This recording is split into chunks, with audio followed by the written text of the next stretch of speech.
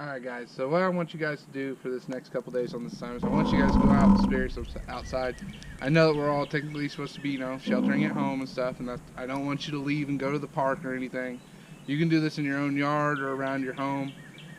I get to have a little bit more experience than some. I'm living on the ranch. These are actually the woods that I go hunting in the fall, so I get to kind of get out here and look around and find some stuff.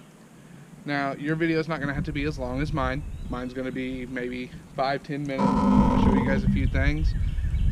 See if I can't find some stuff laying around. Find some different parts of nature that we've been talking about in class, such as producers, consumers, and decomposers, as well as some animal and organism relationships, okay? So, straight out the back, you can kind of see I've got a lot of producers standing around. I got a lot of trees. I got grass down there. If you look off into the background, there's wood. Hopefully maybe we'll go there and find some decomposers. Find some more predator-prey relationships, maybe some symbiosis relationships that are win-win, win-lose, or win-meh, okay? So I'm going to pick my camera up here and we're going to go take a look.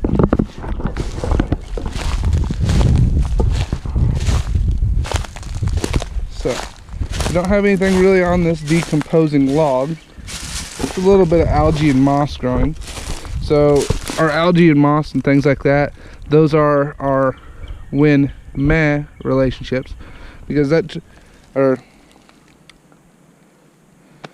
guess not win-meh, they would be, they could be considered a win-meh if this tree was alive. I do have some trees out here that has that moss growing on it. That moss isn't really affecting the tree in any way, but it is using that tree to survive, so the moss would be getting closer to the sun, being able to grow, and it's also staying off the ground away from things that might want to eat it. Okay? So if you look closer down here, here's a good example. So we got some fungus growing on this tree, and as you know, fungus is a decomposer. Now, decomposers are decomposing this wood. This log, as you can see, has been here for quite some time. It's kind of rotting away. And this fungus, and there's some there, and there's some up there, and that's some old ones. But what's happening there is that fungus is actually using that tree to nourish itself and grow. As we're out here, maybe we'll find some edible fungus. I'm kind of on the hunt. If anybody's heard of them, they're called morel mushrooms, and it's the time of year that they kind of bloom, and they're also very, very tasty. So let's go look around, see what we can find. Let's look down here in the ravine. So over here I got some water running. It's kind of gross at the moment, but runs on down. I'm not seeing anything. There are some old car parts out here, and there's nothing I can really do about that. I would have them removed if I could, but back in the early parts of the night, back in about 60-70 years ago, what they would do is they'd take those cars, and you can kind of see one right there. They'd take those cars when they were junked out, and they'd throw them and dig them into the banks of these rivers and streams, so they wouldn't. They thought that would help with corrosion, with the rivers running and stuff. So let's go take a look, see what we can find. So a lot of down trees in here. This area flooded quite not too long ago. Last year we had several floods that came up through here and pushed a lot of this down. If you look around, you'll see a lot of down trees, and that's part of it. The water came through here and knocked them all down. Let's get a little further down here and see what we can find. Like I said earlier today, I hope you guys are all doing well. Not going too stir crazy, being trapped at home, being able to do some things that are keeping you entertained. We've had some animal out here digging at one point in time. Probably either one of my dogs or a coyote digging for something.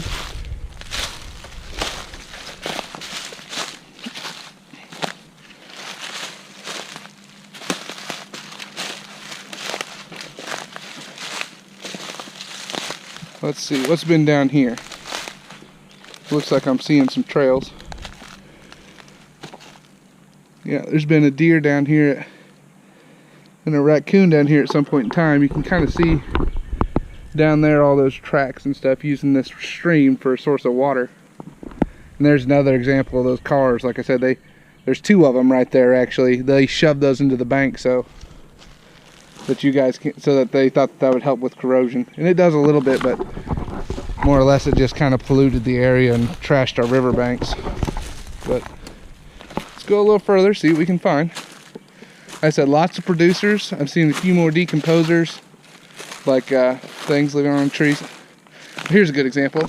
So this is another one of those wind-meh relationships here.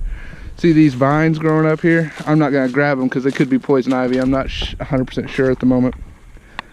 So what happens is these vines grow up these trees, and this tree is part of this other one here. But you can look up that tree, and there's still green leaves at the top. It's still alive.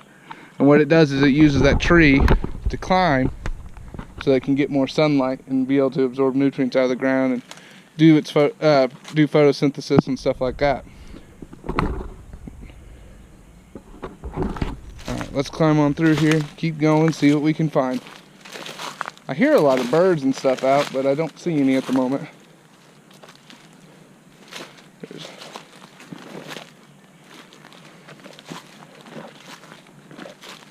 Not seeing any morels today either. There's the river down there. You can kind of see this is the edge of my property right over there as it dumps into the river. You kind of occasionally you'll see some birds and stuff. We have an eagle that lives around here that hunts on this river every once in a while, and you'll see him. So that would be an example of predator prey. Let me see what we're on time. 6 minutes. Okay, I'm not gonna make it too much longer. We're just gonna get up here and see if we can't find some trails or something. Okay. All right. So you gotta be careful out on these old ranches. Sometimes you'll trip up. Oh, almost stepped in some thorns. Oop. Now I'm tripping on those thorns.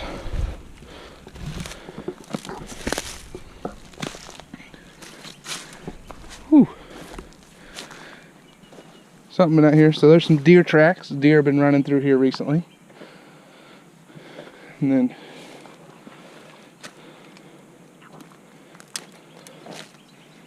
let's see if there's anything out on the river today that we can get an example of predator prey today. Some more deer tracks. They've been climbing up this riverbank.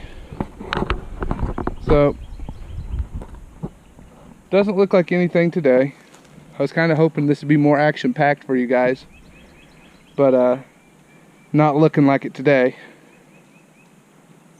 I was hoping maybe we'd see some animals, things like that. So, but for example, like your guys' assignment does not have to be this big blown out production where you go for a 30-minute walk or something like that. You can go out in your yard for a couple of minutes. The video that you got to make is only got to be like 20-30 seconds long. So you can go out and say, for instance, I could do something, even if you don't have a large animal in your yard or something. For instance, I could say, okay, I've got these deer tracks through here and they stop at this plant. So maybe this tree or that deer was using that plant as a predator-prey relationship, because remember we talked about in class that even herbivores who only eat plants still have a predator-prey relationship with their food. That grass is a living organism, and that grass is technically prey, even though it's not really hunting it, it's foraging for it.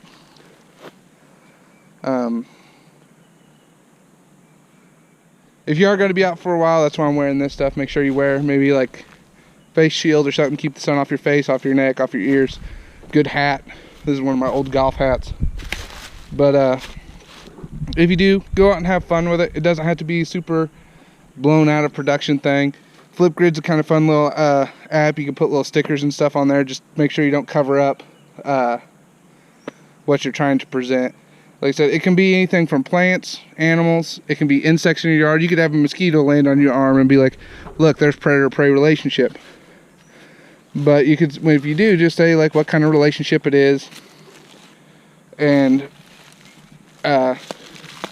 maybe do some other ones that you've seen in your yard.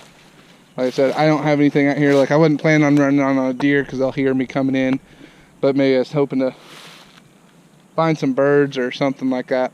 So, like I said, I hope you guys are having a good time, or not having a good time, but hope you guys are getting the best out of what you can out of this distance learning that we're doing here, and I hope that you guys are staying safe, social distancing.